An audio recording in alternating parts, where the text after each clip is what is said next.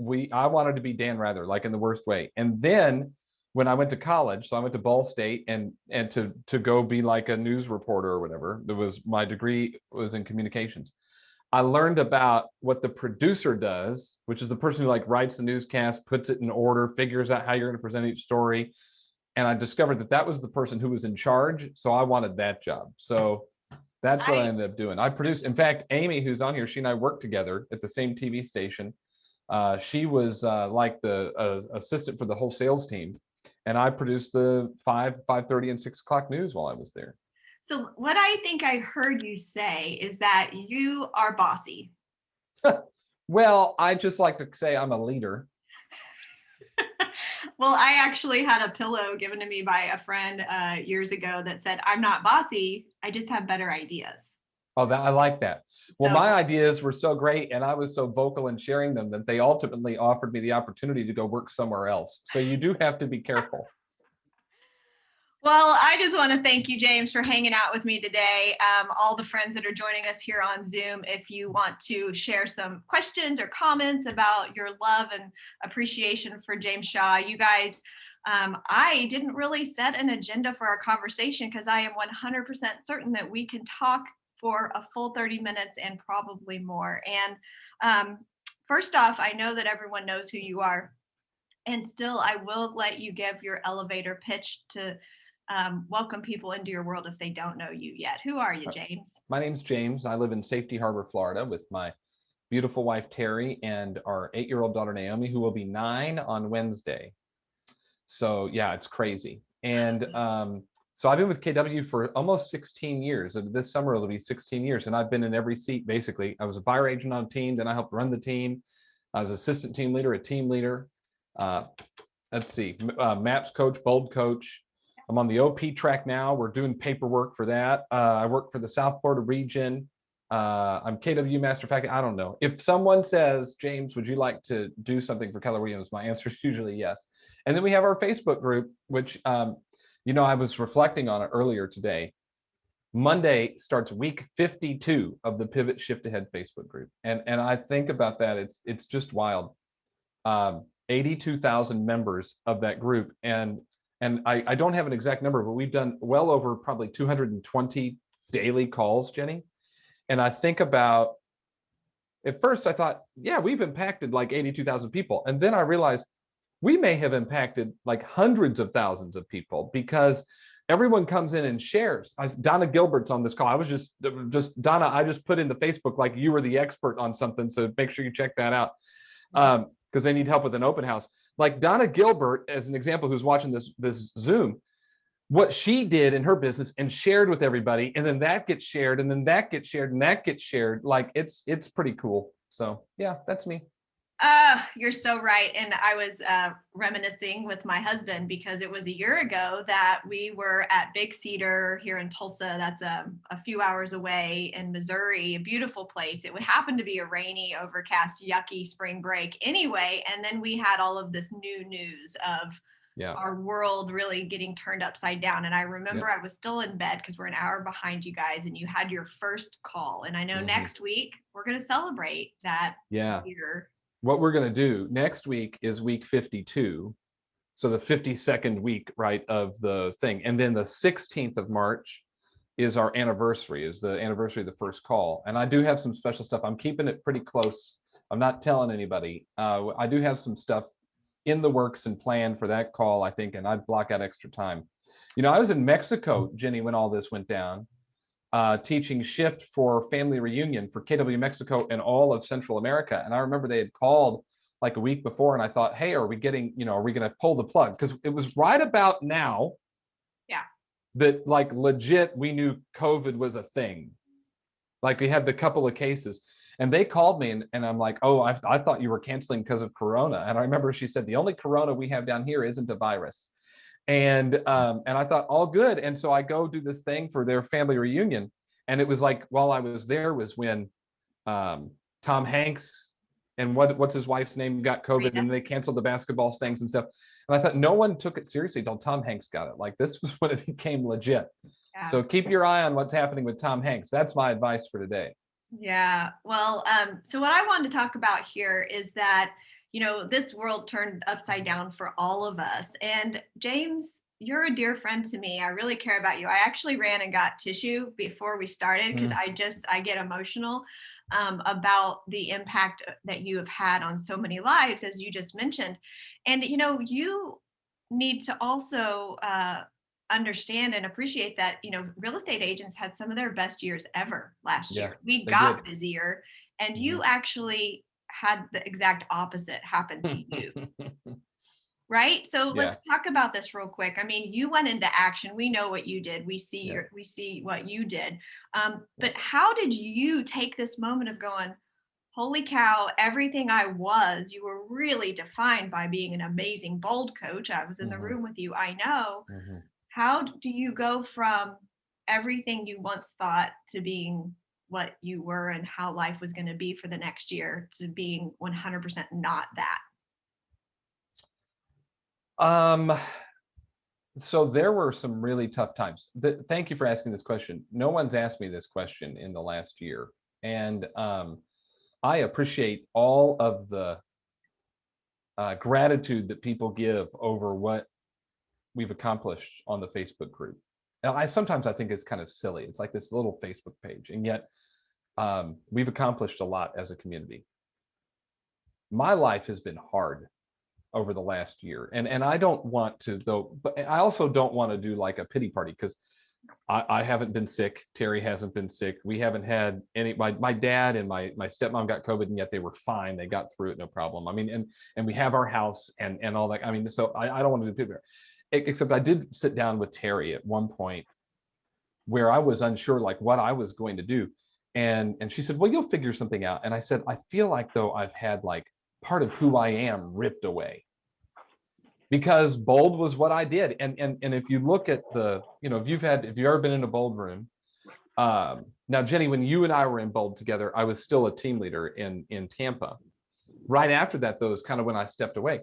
And I was one of the handful, maybe only 4 or 5 bold coaches who were full-time bold coaches. Like the only thing we did, our only source of revenue was bold. A lot of them are maybe OPs and market centers, or they had real estate teams themselves that they were running, or maybe they were a team leader, or they were doing other things. I was like literally like 90% of the income that came into our family came in through that.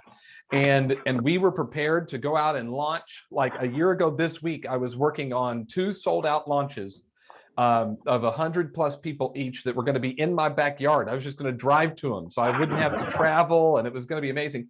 And those get yanked away, and so that's like a piece of my identity goes. And I have no idea how I'm going to make money.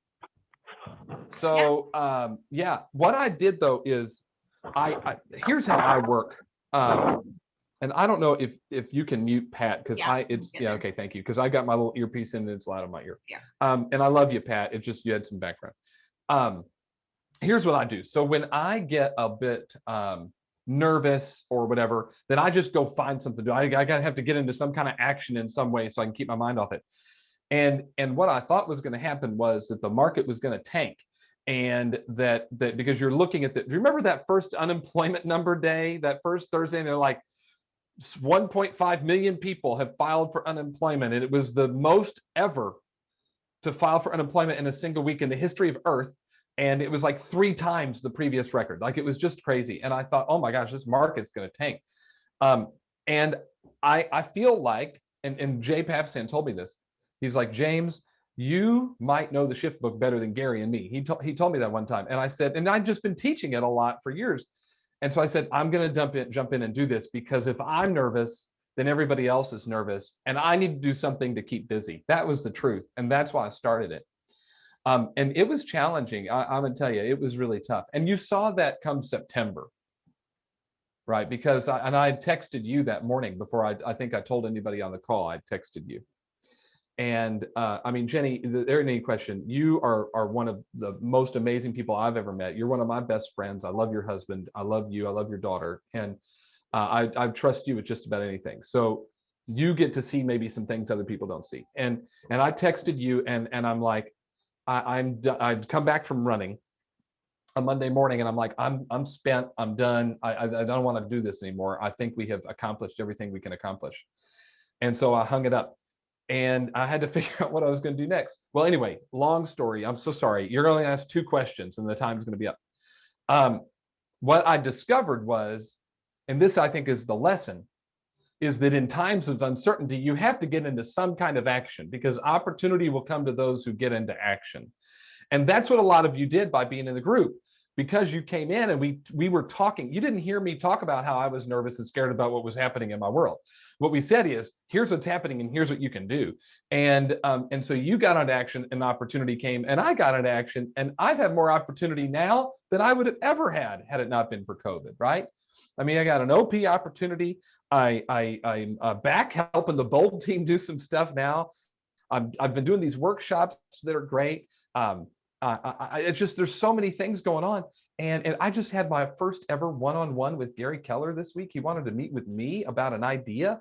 Like, it's just, it's so crazy. And how did that happen? Because I went ahead and got into action. And that's my advice to people. Like, don't curl up in a ball. Well, curl up in a ball for a minute or two and then go do something, right? I guess that's my message. I think, yeah, and Betsy just reminded us that also led to you getting the Bob Carter Award, which is kind of a big. Oh, so I mean, it's at home. I should have brought it. They mailed it to me, and I got it, and it's awesome. My dad used to say to me, like when I would celebrate something, he would say, "Do you want a medal or a chest to pin it on?" And I can say, "Well, now I have both." The thing is, that was like, I mean, I've been in Keller Williams 16 years. The people who've gotten that award, you understand that the guy who came up with Red Day got that award. Like, Diana Kokoska got that award for writing bold in a time that we needed bold. If you rewind to when we had it in 2009 and how impactful that was to me, like, she earned that award. I cried. That's a true story. And I am not one, as you know, I'm not one for recognition. I've had to learn to accept gratitude because my natural thing is to push it back, and actually a mentor of mine said that's actually really rude. Like, if someone gives you gratitude, accept it. And that was touching because it is significant. You're right, and it was touching. You named great people who did great things, and you've done great things. Yeah, thank you. So that's what's really great. Yeah.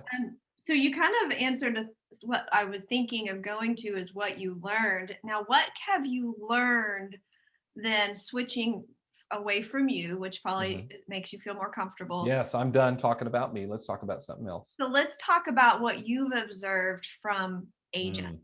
How smart you are and resilient you are. I mean, how creative you are, and how at least for the group that meets with us every morning, how dedicated you are to get the fundamentals right. And yet we've got ridiculously creative people here. I think about Rashonda Coleman. I think about her a lot. I love Rashonda Coleman. She's going to be one of the people that, like, I got to meet Brent and Alice last week, and it was so cool. They were our friends from Riverside, California, and they were here. I got to meet them. I cannot wait for the day I get to meet Ro Coleman, because what she did to pivot, to overuse that word, is she figured out how to list properties of people who she never met and turn those into multiple transactions. Like, instead of going, how am I going to get listings? She just said, we're going to meet on Zoom. And she said the one lady who gave her like 3 or 4 deals on their Zoom, Jenny, never even turned the camera on. She said, I didn't find out what the lady looked like until after the closing, because she didn't attend the closing. It was like another time that they met somewhere to do something else about, and that's when she saw the lady's face for the first time. And so I think about how creative they are. Donna Gilbert, who's on this call, and how, and Donna's in New England. She's in Connecticut and New York and Connecticut and Massachusetts, and that whole area a year ago right now was hell on wheels. And what that area had to go through. And yet Donna Gilbert says, well, I still need to do open houses, are part of my deal. Like, I still need to do open houses. And so she figures out how to turn, I would do Donna Gilbert's open house for the rest of my business if I were her, because she gets everybody's phone number and she's controlling who's coming in. Like, she came up with a way to do COVID safe open houses. That stuff, they're smart people. And that's what I think I've learned, and how we can all share together. I said to somebody the other day, oh, your calls are so great, you had so much value. I said, all I do is say, Donna Gilbert, good morning. And Donna Gilbert gives us genius. And then I go, oh, Jennie, good morning. Pat Wise, good morning. I mean, that's it. That's all I do. You guys are the ones with the ideas. And that's what I've been impressed by. So you also, you know those that have shown up. You've seen your friends in the morning show, the people that if you're not on Zoom before 8 a.m. Central Time, you're missing out on You are. Yeah, you got to get on there at by 7:45. And lots of fun. And I think that's really, like, you've got your community and then you've got your VIP. Oh, Jennie, wait until we all get together. It's going to be one of the more emotional days in the history of Earth and that day is coming. I think it might even come in 2021. And it's going to be, it will be a big deal. It'll be a big deal to be able to see each other in person. Maybe we might even be able to safely hug, and I might even be willing to hug. And I don't hug. So it's going to be cool to be able to meet each other.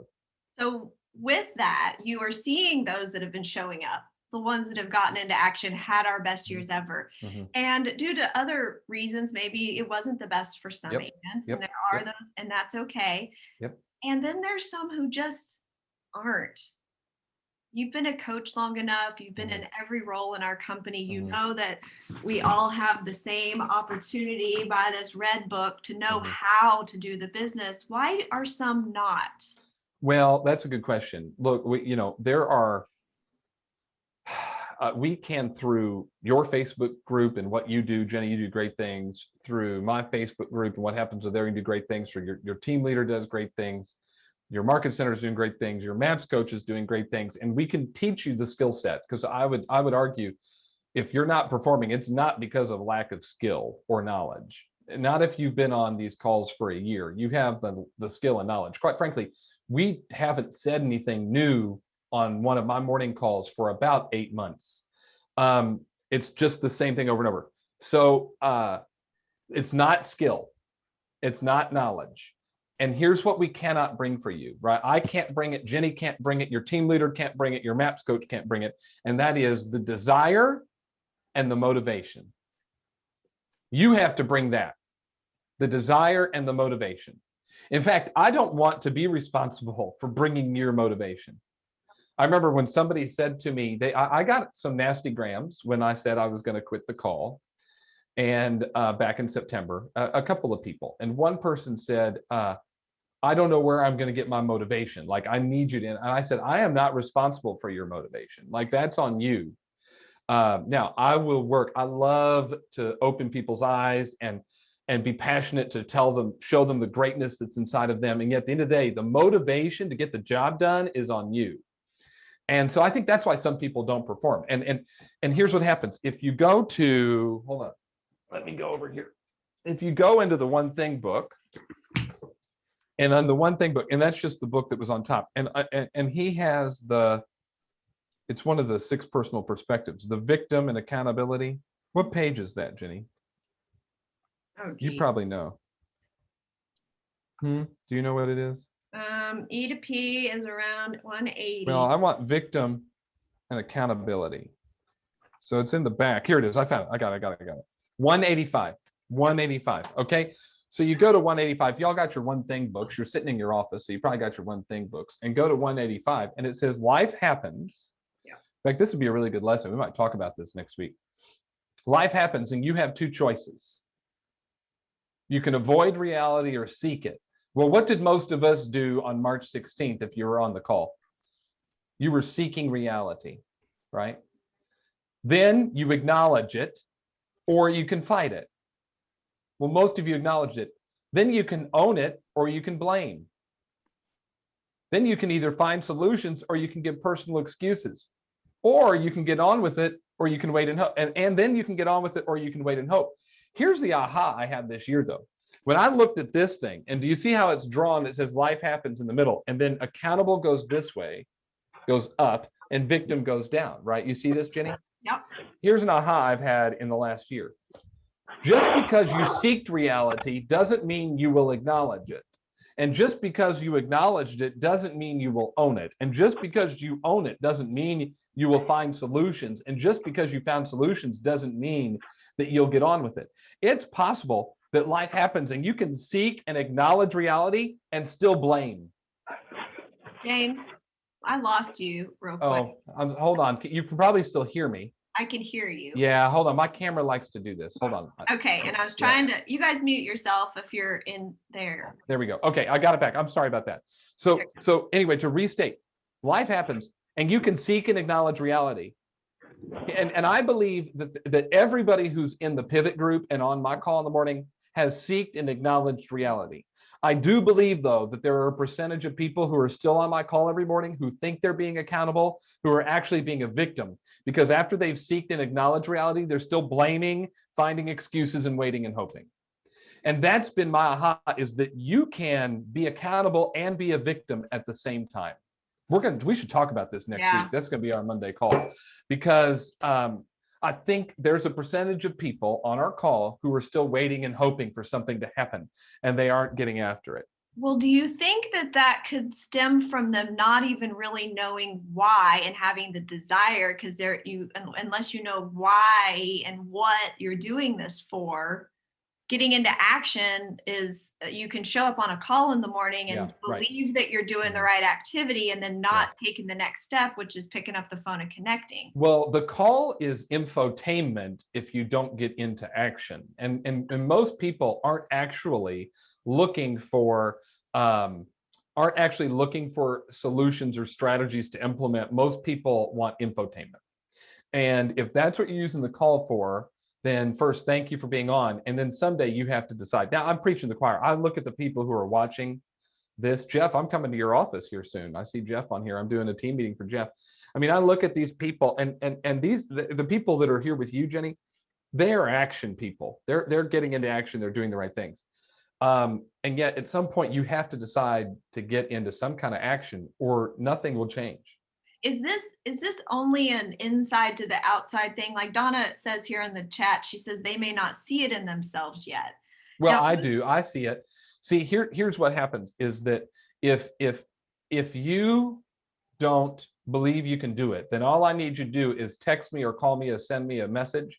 And within about 4 minutes, you will believe you can do it, because I see greatness in every single person. And the reason I see greatness in people is because I've had people see greatness in me when I didn't see it. And now it's my responsibility to give that gift back to people. Like, just the fact that you showed up means that you do have the desire. We just maybe have to pull it out a little bit. And I do think that, like, my calling now, I think my purpose on this planet has changed, and that I do have a responsibility to help pull greatness out of people. And I can only pull that greatness out if I see it in me. And you can only pull it out maybe if somebody else sees it in you. I don't know if that made sense. It made sense to me. I hope that made sense to all of you.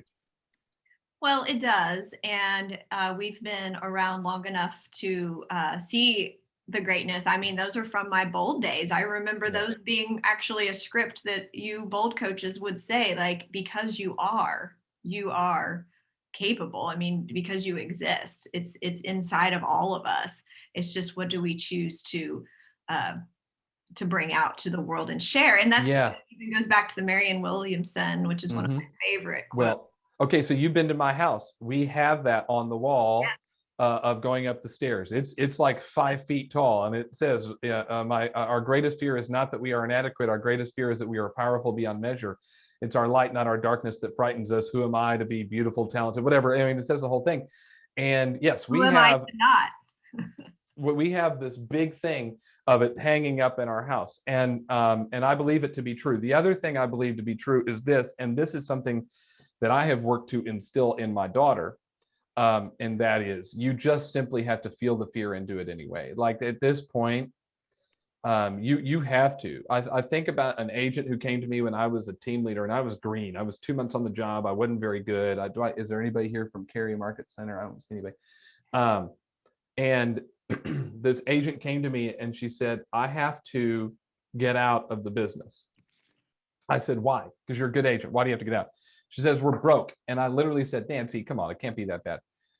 And because I just didn't know. And she had a nice big house. She lived in a nice part of town. She had, daughters going to fancy schools. And she looks at me and she says, we can't make our house payment. She said, actually, my son made it for us this month. Her 14-year-old son, he was 14 at the time. She said, my 14-year-old son made it for us this month. It's bad, and I have to get out. Well, we ended up walking through, and I said, why don't you give it like 60 days? Because if you don't have any money now and you don't have any in 60 days, what's the big deal, right? So let's go 60 more days. Except I want you to make a commitment to change your activities. And I said, would you commit to 3 hours of lead gen, 20 contacts a day, and 1 appointment scheduled every single day? This is before Bold, like we just walked through. And she said she would do that. 3 hours, 20 contacts, 1 appointment every single day. And she started that in March. Actually, it would have been March of 2009. So it's right about now in 2009. She did that for like 60 days, whatever. By the end of 2009, she made $175,000.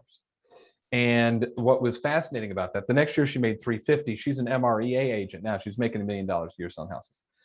The thing that was interesting about that is what she told me. She was on stage with Gary Keller at Family Reunion in 2010. And what she told Gary was that she realized in that moment that fear was a luxury she could no longer afford. That every time she didn't do what she was supposed to do, she was effectively writing a check to get out of what she was supposed to do, and she just simply ran out of money.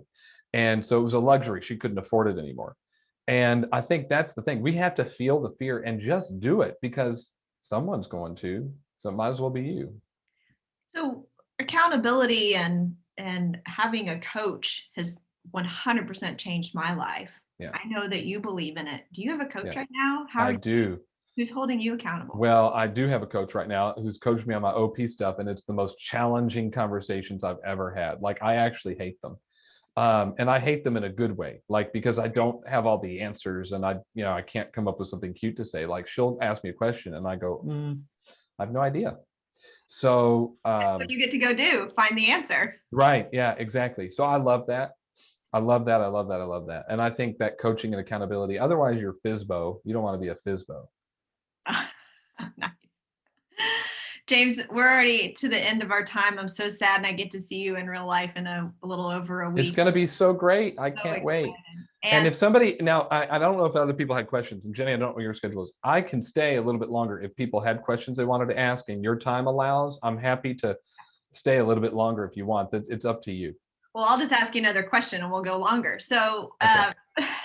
so what I was going to follow up with, James, and this is, I think, on everyone's mind, is what's next for you? I just want to get to dinner.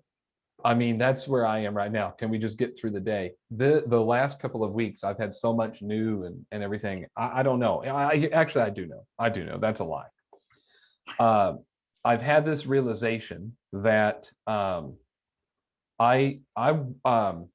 think we have the last, I don't know, 4 or 5 years, I've realized that we have a leadership crisis on this planet, in this country, in our communities. We just don't have enough people who genuinely understand what leadership is and what it means to lead. Leaders don't make decisions that are always best for them, right? They have to make and think about others. And I think we have lacked some of that over the last handful of years. And so I think that's where I would like to grow and get better, is helping people grow as leaders. And somebody said to me a while back that leadership isn't about measuring your number of followers. Leadership is about looking at the number of leaders that you've created, you've raised. Raised is a better word. So looking at the number of leaders that you've raised. And I think we've done that in the Pivot community. I think we have raised and elevated leaders. And one thing I want to be purposeful about is seeking out and raising and bringing up leaders who might otherwise not be noticed. Yeah. Based on whatever, economic class, gender, color, whatever. We got enough of me. There's enough white guys out there telling everybody what to do. I want to help find others and raise them to the conversation. And I think that's the journey I'm on next. I will just give you this compliment. You are so good at being all inclusive with That's all a goal. people. Yeah, thank you. And you have achieved it, because that's you. why we're all here supporting you and loving you. So Thank you. I am going to let you guys go. And if, of course, this is recorded, and I will share it, and I will make sure that everybody gets to, if they're not already in the Pivot Shift Ahead group, they should be. It's where our team talks about it every morning on our huddle about what we learned from that group. And I just appreciate you and can't wait to see you soon. And before you end it on the Facebook, I want to have the last word. Oh, geez. And that is this. Jennie Wolek is a gift to this planet. And what she does for agents, and I know some of you pay her for things and stuff like that, and yet that's not where her heart is. She is a giving person. Jennie, you're one of my best friends. You're one of Terry's best friends. We both love you dearly. And the way you support people around you and show them that they can accomplish whatever they want, you are a true gift to our community and to this planet. And I just want you to know how much we love you. You're a stinker. And I love you. It's the truth. And I'll see you in a week and a half. Woohoo! Awesome. You guys have a great Friday and an amazing weekend. We'll see you Monday. Bye, everybody. See ya. Bye.